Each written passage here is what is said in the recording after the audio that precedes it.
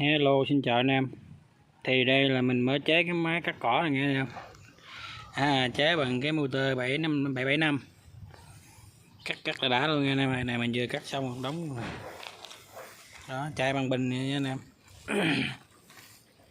Đây bây giờ mình cắt thử cho anh em coi ha.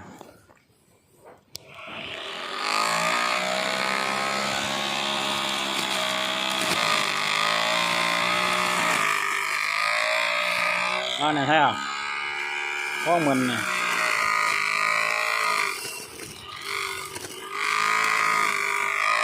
Chắc đã luôn.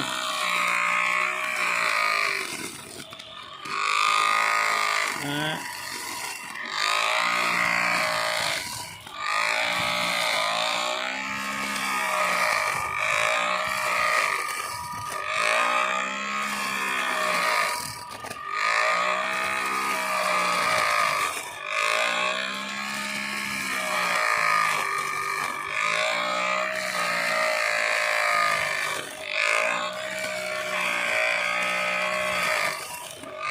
Khoái em mấy anh em.